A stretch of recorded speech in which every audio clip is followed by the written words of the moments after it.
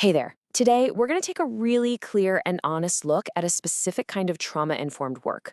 We'll get into what you can realistically expect from it, and maybe even more importantly, what it's not meant to do. So let's dive in. Right at the heart of this entire approach is one simple principle. Everything starts with you. Before you can even begin to look at patterns that might go back generations, the focus has to be on the here and now. We're talking about your body, your nervous system, how you physically react to stress and safety, and what's happening in your life today. So here's our roadmap. We'll kick things off with the core philosophy, starting with you. Then we'll cover what this work can offer, some really important limitations, what your role is in the whole process, and we'll wrap up with why, in the end, the choice is always yours. Okay, section 1, starting with you. Let's get into the core philosophy that holds all of this together. The thinking here is pretty straightforward. You have to build a stable foundation before you can start exploring the deeper stuff. So the very first step is always about strengthening your ability to feel grounded and capable in this very moment. It's only from that stable place that the work can safely expand to look at those bigger family or historical themes. And this leads to a really powerful shift in perspective. This work is what we call systemic. And all that means is that we stop looking at your challenges as some kind of personal failure. Instead, we start seeing them for what they are: inherited survival strategies, patterns that were developed in a much larger context. It's a game changer. So what can you actually get out of this work? What are the realistic possibilities? That's what our second section is all about. And the key word there is possibilities, not guarantees. First off, the process is designed to be slow and sustainable. We're dealing with deep patterns here, so it's not a race. The goal is to bring clarity, to help you see where your patterns actually come from. And that clarity, it often leads to a real freedom of choice in your life. Naturally, when you stop repeating old cycles, you end up saving a ton of energy and resources. You also get that wider systemic lens we were just talking about.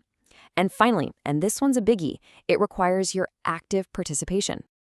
All right, now we're getting to what might be the most important section of this entire explainer. Section 3, important limitations. It is absolutely crucial that we're all on the same page about what this work is not designed to do. Let me be crystal clear.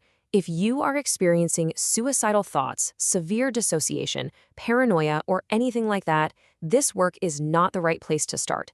In those cases, immediate medical and psychiatric support is essential. That's a non-negotiable boundary, and it's there for your safety. So let's really spell out the differences here. This work is slow and sustainable. It is not a quick fix. It focuses on your response. It has zero power to change other people. It can offer you amazing clarity on the past, but it absolutely cannot rewrite it. It's here to support your choices, not to make decisions for you. And this last one is so important. It works safely with emotions, which is not a promise that you'll always be comfortable. Real healing often means feeling things we've been avoiding. This brings us right to section 4, your role. It's so important to understand that this isn't something that's just done to you. It's a partnership, a collaboration, and your engagement is everything. So on one side of this partnership, you have the facilitator. What do they bring to the table? Well, they provide the structure for the whole journey.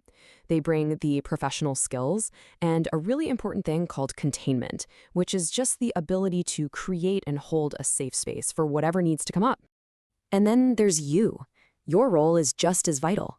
What you're asked to bring is your presence, being as engaged as you can in the moment. You bring your honesty.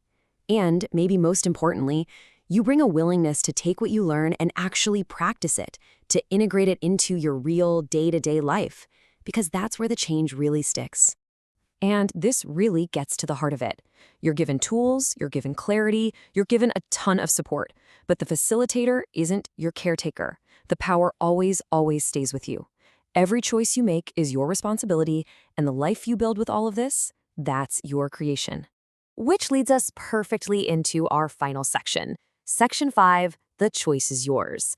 Now that we've laid out the philosophy, the possibilities, the big limitations, and everyone's role, well, the spotlight swings back to you. So let's actually do that.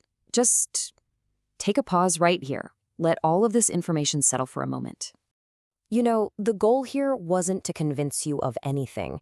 It was just to inform you, to lay everything out on the table so you can make a clear, empowered choice for yourself. So the only question left is this. Now that you have the information, what feels true for you? The answer to that is yours, and yours alone.